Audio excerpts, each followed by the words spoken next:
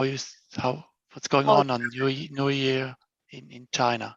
So I just know you're visiting family and friends, but how are there certain rituals you do or just eating, right?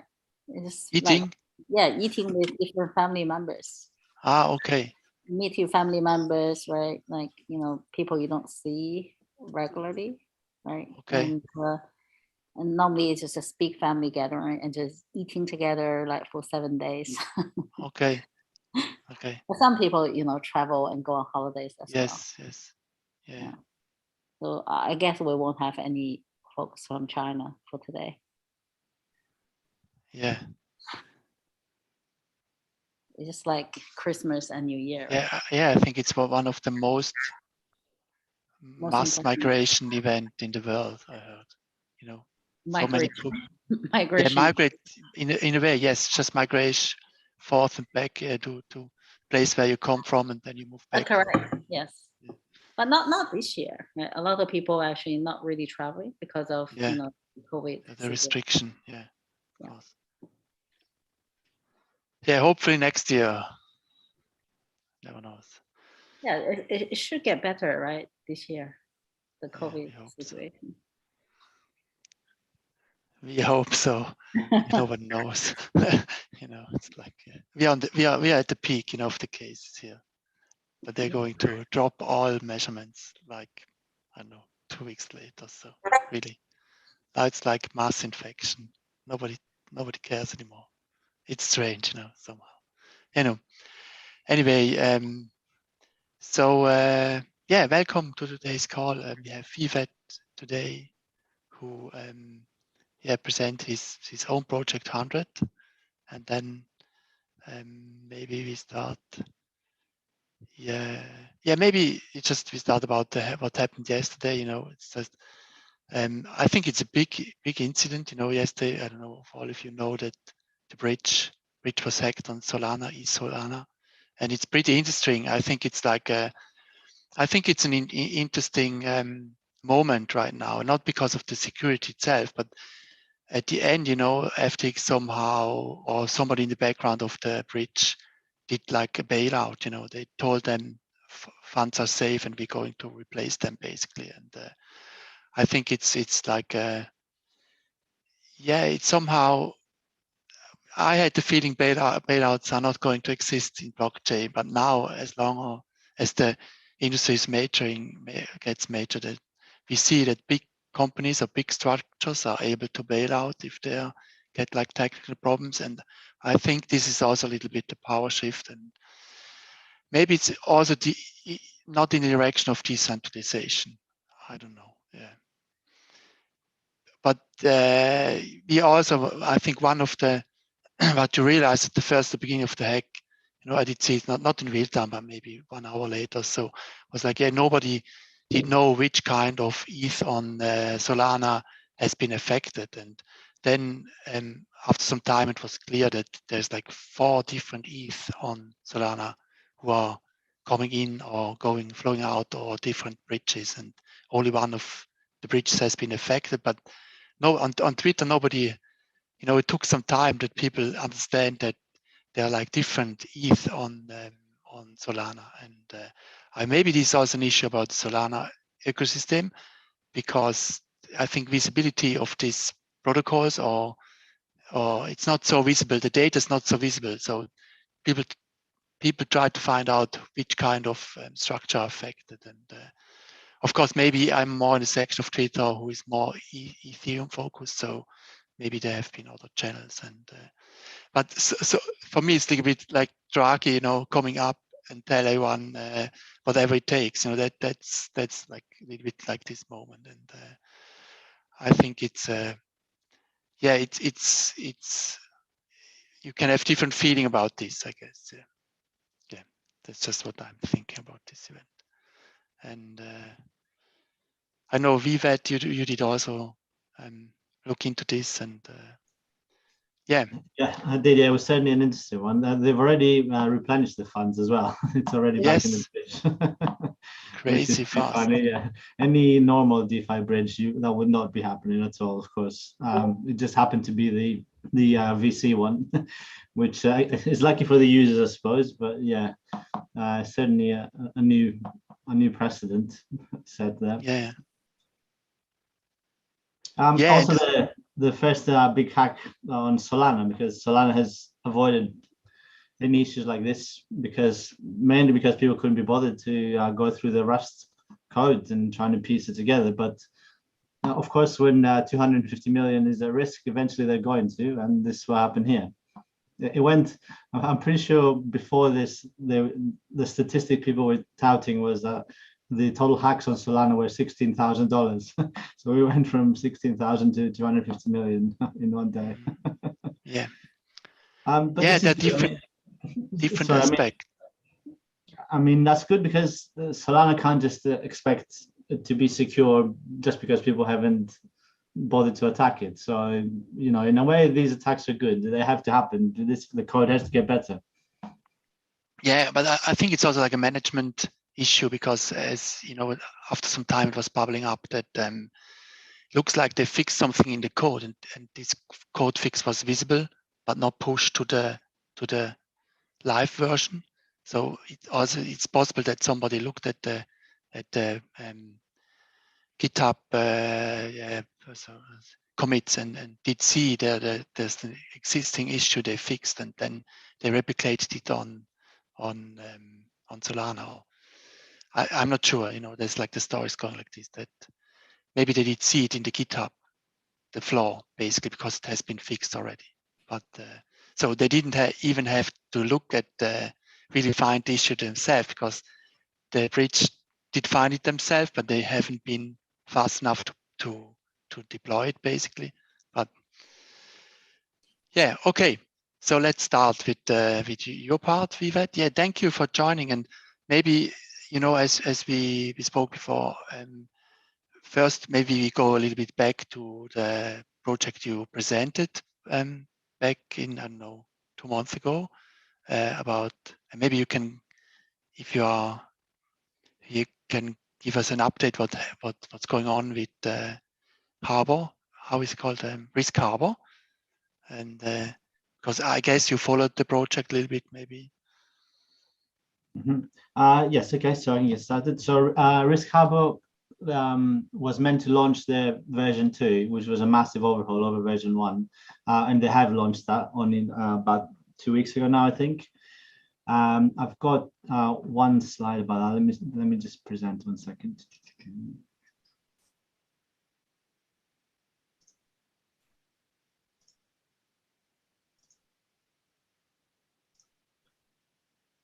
Can you see that? Okay, yeah. Yeah. Right.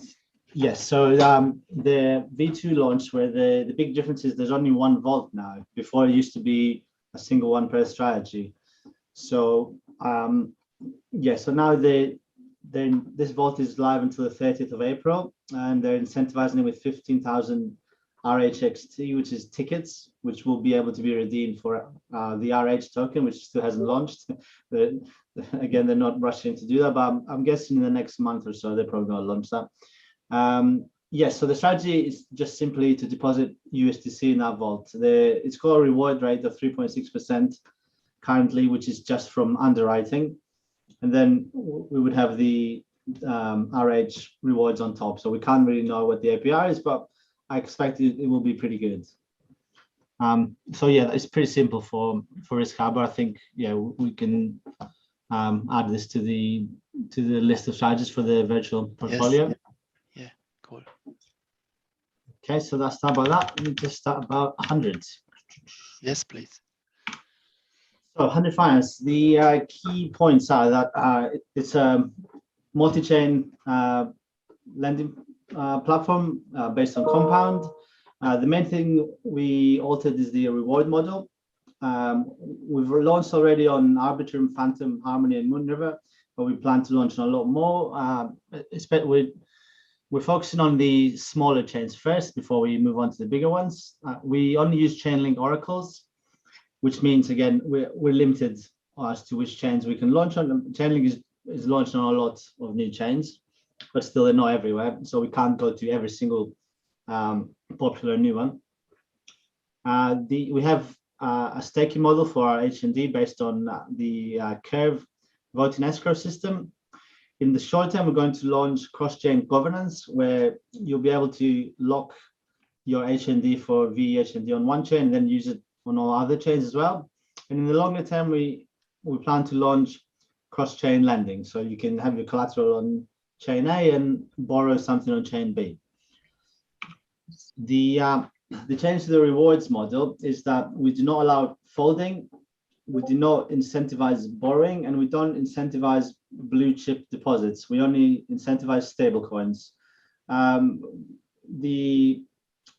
So we focused entirely on stablecoins because that's the lifeblood of the lending protocol. Everything else builds on top of that. When someone deposits Bitcoin to borrow USDC, then they can then earn yield on their USDC somewhere else, or they can use it to buy more Bitcoin, etc. You don't need to incentivize someone doing either of those things, depositing Bitcoin or borrowing USDC. Whereas on the other hand, if someone deposits USDC, then those funds are stuck there. They can't use them elsewhere.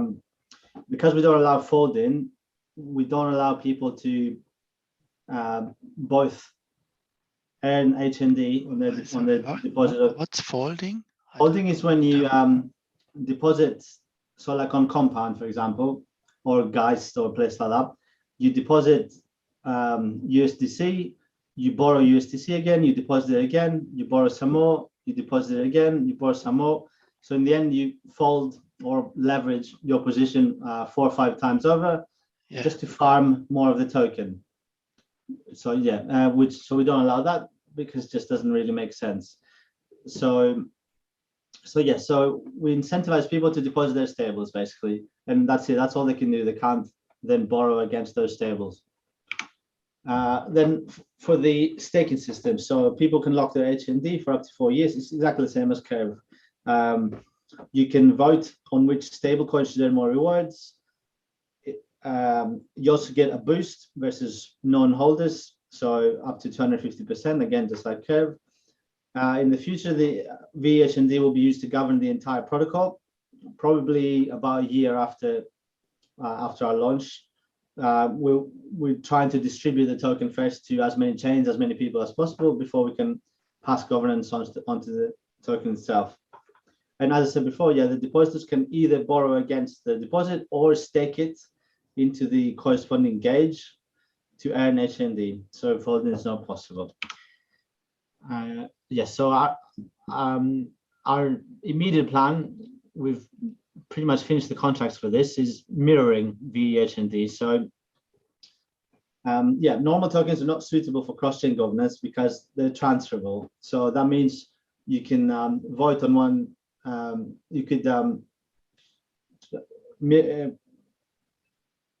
You couldn't have the same token on both chains, basically. So you wouldn't be able to vote with the same token on Ethereum and Arbitrum because you would have to split it between the 2 chains.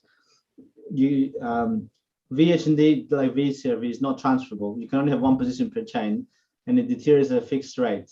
So the way mirroring works is it copies your position from chain A to chain B into a special contract. So for example, you can have 100,000 VHND on Ethereum, 50,000 on Arbitrum, and you can mirror one to the other both ways, and you can end up with 150,000 on both chains. Our future chains, Optimism and Gnosis, are the ones coming up next. IOTX is possible using the Chainlink proxy solution. This is a smaller chain, but probably a good one. And then after the launch of MVHND, we'll probably launch an Ethereum with the other big ones, Polygon, BSC, and Avalanche to follow. So the strategy now for Aladdin DAO. Aladdin DAO can act as a yearn or convex on top of 100 gauges. We can gather HND via OTC or via bonds and lock it, fully boost our pools. Then users will deposit through Aladdin DAO so that they can get full boost without having to lock HND themselves. Further from that, we can, as we earn HND, we can lock some of the earned HND to maintain the full boost. Yeah, that's it. Yeah, very fast. Yeah, I think I have many questions. And, Okay. so, but if you do cross-chain governments, this means that one place will be the voting will happen on one chain, and then this signal is like distributed on all the other chains, or No, how we do do this you? differently. So each chain has its own governance. It's governed by the VHND token on that specific chain. So you can't, it's not like Curve is doing it. So you can't vote on Ethereum to affect something on Polygon. You Okay, have to okay, have the token on each chain to vote on what happens on that chain. So instead, okay. what we do is we mirror the user's tokens so that they have the Yeah, same yeah. amount on every chain. Okay, okay. You have the same amount on every chain. Mhm. Okay. And how do you? Yeah, so if you are on So, 4 chains, for example, you have 4 different balances on each chain. We have to use a bridge that does message passing. So you send a message from Ethereum to Polygon saying, I have 50,000 Ethereum, which expires on that date. So on Polygon, it updates your Ethereum balance as 50,000 expiring then. So it knows that you do have 50,000 right now and that you will have 0 on that on the expiry date. So there's no way for you to cheat the system, basically. yeah, technically I understand this, but it's just that more how do you? So the gauge is on so the gauge is about emit which the future 100 token you're emitting for the pools, and so you do it. If you see you have like 100% you're emitting over a certain time, and then you can with this system you can distribute 100% over all chains. This is the Well, idea, I so guess. So at the minute, we're doing the per chain distribution manually. So the H&D team, what people vote on is on each chain, how much is going to go to each stablecoin. So for example, we set that Phantom is 100,000 per week, and then people on Phantom vote how much goes to MIM, USDC, UST, and so on. okay, okay. So there's like a layered government. Yes, So yes, yeah. okay. So there's But like a that will be yeah. passed to VHND as well. So what will happen is, because the base of the token is on Ethereum, people will be able to vote how much to go on each chain from Ethereum, and then that gets bridged over to the chains, onto the gauges there, and again, different votes on each chain for which gauge to send how much. Okay. Okay, yeah, okay, that's interesting. So it's like but you choose Ethereum as if you're going to now it's not live on Ethereum, but the government's like the main government's coming from Ethereum basically. So now each chain is just independent. So people have to lock HND on every chain to participate in voting and boosting. Okay. Well, obviously people just do it on the chains they're interested in. So 1 or 2 typically. Yeah, of course. Yeah. Yeah, it's interesting design. Hey guys, I had forgive me, I might have missed this in an earlier slide, but in terms of the breakdown of the 100 token allocation, and you don't have to go into excruciating detail, but just was curious if you can kind of like, if we're thinking about it as like that usual pie chart, can you remind me like what is that breakdown? Because I mean, full disclosure, while I don't hold the token, I'm obviously a big fan of you. I really admire all the work you've put in over the last few years, and I've just been really like just really happy to see you as a founder behind a project, because I always felt like all the tools you were creating were doing so much to grow DeFi. I always kind of wondered like where is there a return, and so in a way this is yet another DeFi project that I mean I'll vouch for you and just say I think you're a really strong founder, and that is not much has changed in Web3. We talk about DAOs, but at the end of the day, we need really like long-term committed, fast building, ethical founders to grow this space. So I'm very, I'm a big fan of the protocol and have gotten to use it. But I've actually never dug into the token breakdown. So yeah, that was the one thing, if you can kind of walk through that. Yeah, of course. So it's 100 million tokens total. It's a pretty simple chart. So 20 million is the dev fund, which is vested over 4 years. 20 million is has been allocated to Compound because our code is based on them.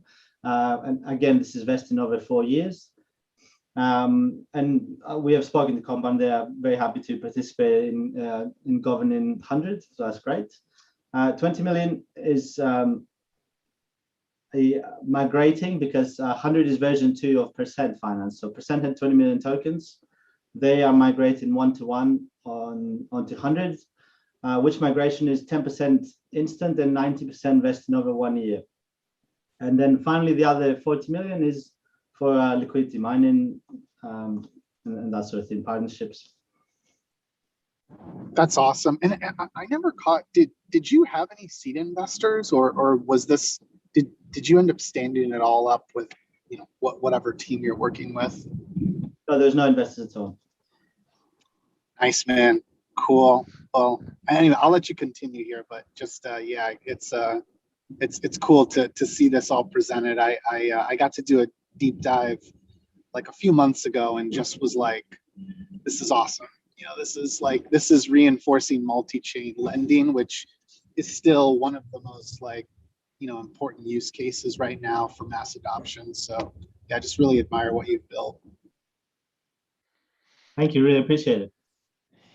Yeah, I think it's also very interesting because, this layer you're building for the government system, because every project is struggling with this right now. And I don't know, I didn't see any project like having, like this, who has like a, how do we say, yeah, you're doing it now. Many projects who are older, they already have settled on certain chains, and so they're looking for the special niche sovereign chain. But this is like the cross-chain government is a very big topic basically, and I didn't see any good solution to this. Also for DAO coordination, this it's also DAO in a way. If you see, I've been part of the XDAO, and we moved to now Gnosis chain. We have been on XDAO earlier from mainnet to Gnosis chain, and then cross-chain governments, like how to sync this balance, and where is the main where's the main force of it. This is like I think it needs some pioneers, who just try to do it in some ways.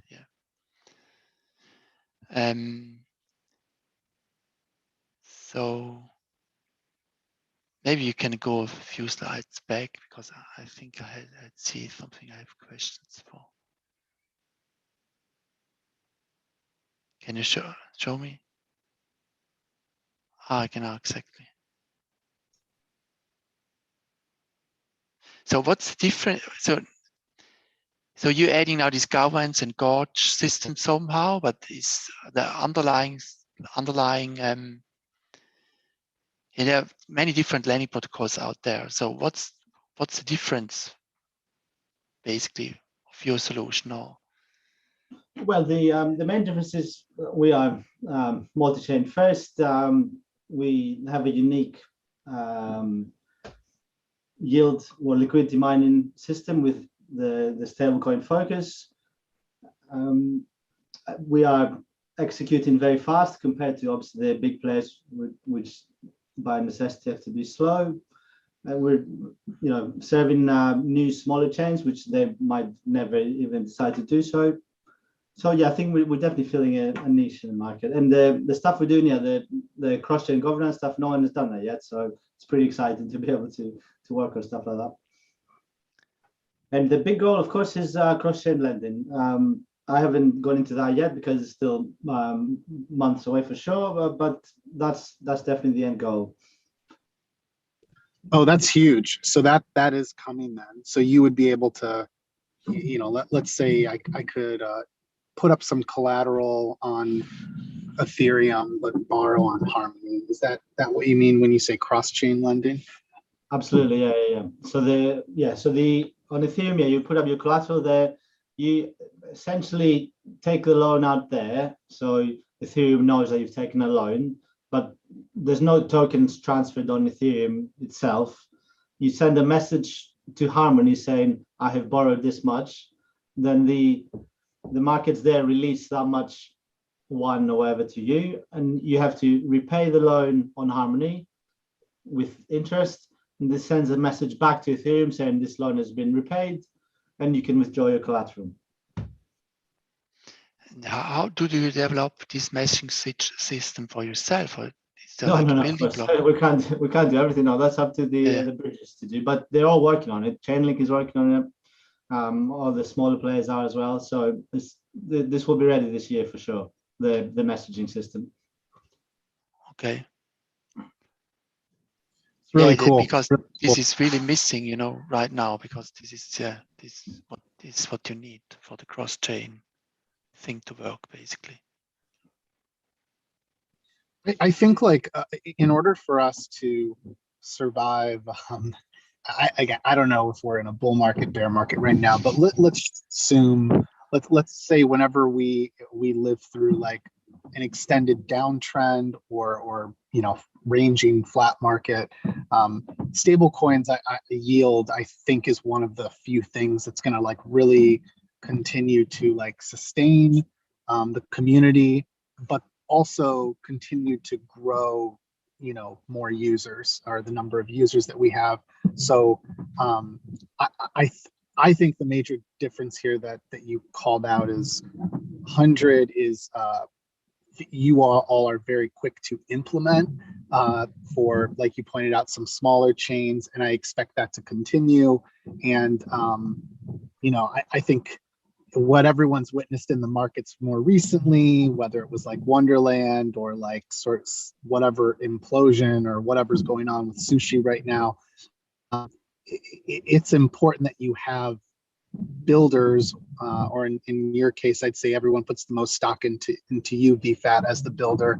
It's important that we have someone with, quote unquote, a long-term track record that can continue to deliver on that. And if you've ever looked at his VFAT tools, I mean, just the commitment to continually updating all of that has been insane. So we need this. Like it is a niche that you pointed out. You're filling. It's stablecoin yield, cross-chain. What you just described is huge, but just continuing to add stablecoin farms across multiple chains.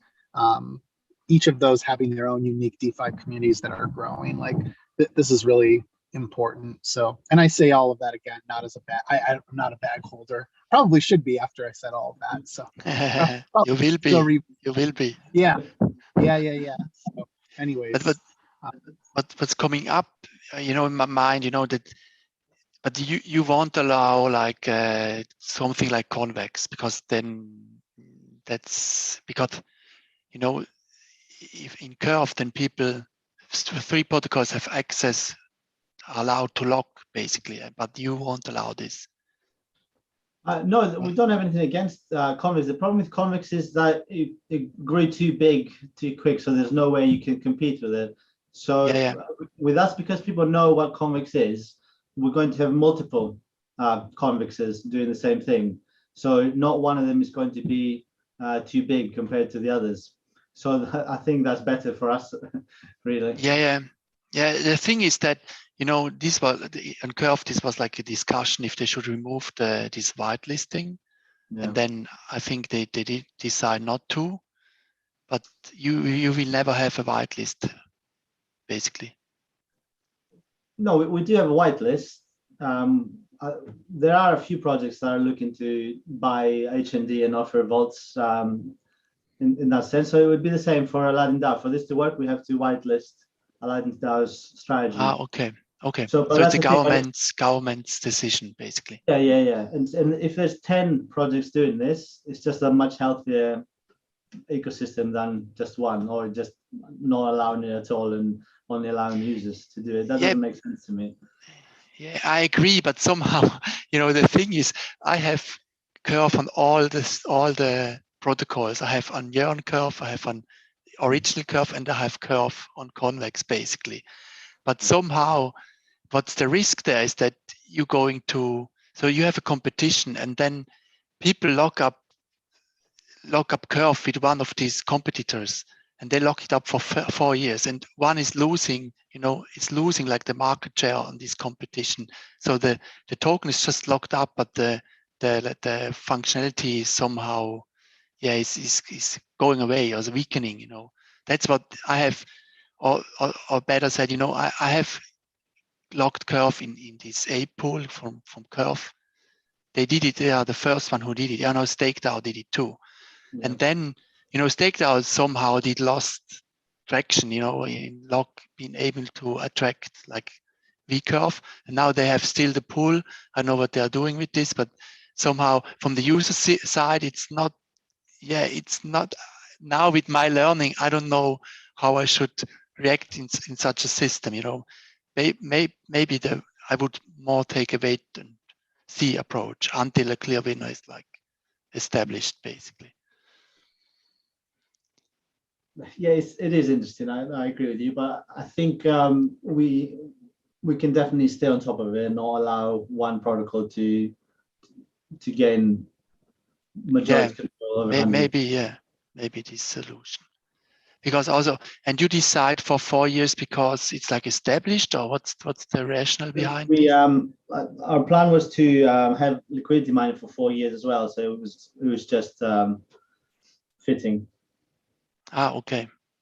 You don't endless mine. No. There's a maximum supply of 100 million, and we plan to use the 40 million that's for liquidity mine over 4 years. Yeah, because Curve is doing like endless somehow, I think. Yeah. So Vipad, can you share like what's the percentage of token have been locked up and average for how long so far? Yes, so at the minute, I think we have about 30 or 40% of circulating is locked up in VHND, or well, is no longer circulating. And the average lock time, I think, is about 2.5 years. That's pretty good.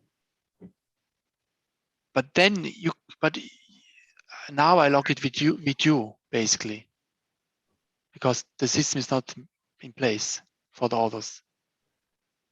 No, there's no other projects at the minute. Yeah. Okay. Well, there is one small one. But yes. Okay. Yeah, got it. Yeah. Okay.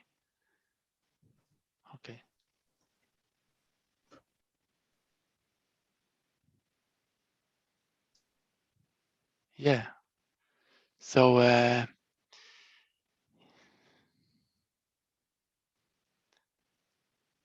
any other questions? I don't know.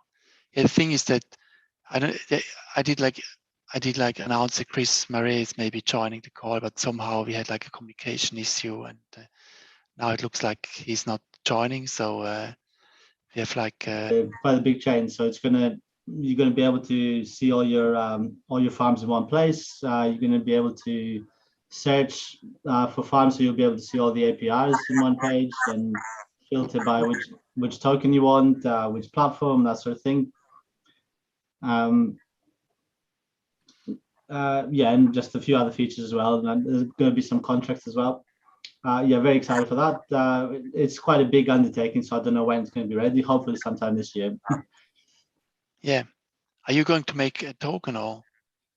A token? No, well, definitely not. No. No, just because smart contracts.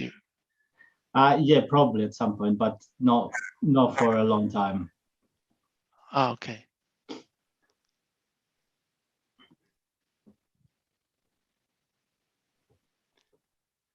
Yeah, maybe we closed this call earlier because I did forget like the normal news things. Yeah, what we are doing, and I think I'm going to talk about this like next 5 minutes, and then maybe we close it earlier today.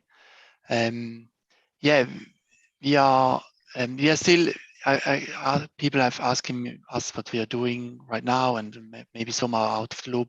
So we are still in this intermediate season. So I will. We did see people presenting dedicated strategy for their projects, and we did see some new projects. And yeah, we will ask, because the feedback has been, yeah, sometimes, you know, it's like not worth to come to a call and just present like these strategies, because some of them are pretty simple. So we're going to collect the strategies from the rest of the people, like in a written form, and we will have other projects presenting who the board members can like freely choose what they think of, what they want to present. And then we are going to vote. And the idea is that we have this intermediate season, or we are still in the intermediate season. And then we will have one big vote where the idea is that everyone is betting. If you vote yes, you bet like with the 100K ALD basically on this strategy. And then if strategy wins, we're going to build a virtual portfolio with this. And then we'll finally be able to have some performance data to evaluate the performance of the Boule. So this has always been one of the core, at the core of Aldin DAO. And we did see that in the first season, we somehow struggled to collect this data. But I think if you're going more the virtual approach, it's more easy to have this data. Then additionally, we are still looking for new Boule members. So if you know people who want to join as a Boule, so you can recommend people. I did send like I think I once sent like a message, and there are two forms in this. One is where you can hand to the person who is interested to join, and then we will have a vote about who is joining and who not. But we maybe also will do, but it's like we discussing this. Maybe the new candidates people who are candidates will also do a research call and present the project, because I think it makes sense that Boule members see who the newcomers are. Yeah, that's the next step. In the background, we are discussing how we should move forward, because we did see our product, the actual product we have out there is like a bonding product, and bonding product lost traction in this bear market. So we are thinking about we can improve or make additional products. We also have ongoing voting. You know, we have like every 2 weeks, and we stick with this. We have a voting about Boule member who help us the most to Aladdin DAO, and there's an ongoing vote with this, like last time, and there's like 150K XLD to be distributed, and yeah. So maybe, and this is like a forecast, not next week. Next week we will be on the same hour, but then we will make 2 calls, maybe who fits more people on the West Coast. Yes, US West Coast, because it's very early. It's 6 o'clock in the morning if we start, and maybe we're going to shift it 1 hour, because then it's more easy for them to join. And I think, as we did see, this part of this course has always been to make some reflection on the protocol who the Boule members did present, and now with some distance, think about how they perform. And we did see different outcomes in this. And I guess this is one thing we will ask the rest of the Boule who did present, you know. Yeah, I guess that's like everything. Charlene, did I miss anything? Yeah, I think, we have had, this amazing presentation on specific strategy. I think it will be super helpful if, the Boule member who presents actually send us, like something, in writing, like, a short paragraph, how we should describe your strategy, because we're going to put out a big snapshot voting proposal, right, for everyone to vote around these strategies. So, just be very clear writing, 1 paragraph, right? And that will go into the proposal. And we are, actually start preparing that from now, right? we're going to have another 2 research meetings, at most 3, right? Yes. And then we're heading into this big voting session. Okay. So yeah, we're going to close this now. I think that's okay. See if people have any questions. Yeah, if there's some questions or remarks.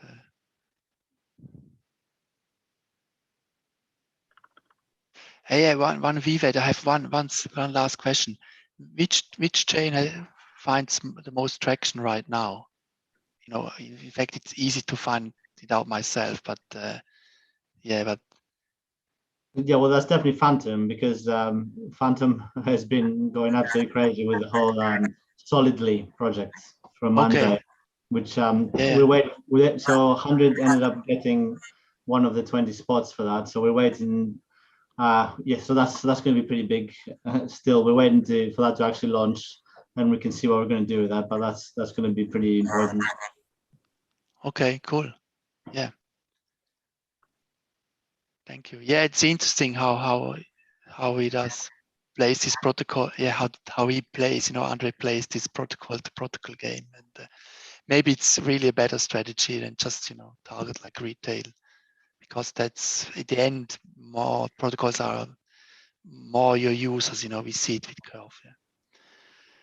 Okay, so thank you for this, and yeah, I think it's a very interesting project, because it has like many things looking forward. The signaling of cross-chain signaling, and also the cross-chain governments, and yeah, I guess it's important that some projects just do it and implement this and try it, and then maybe it can be a model for the projects who follow the path. So thank you again for joining VVET, and see you next week. And Thank bye. you everyone for listening. Okay, thank you guys. Cool. Thanks, guys.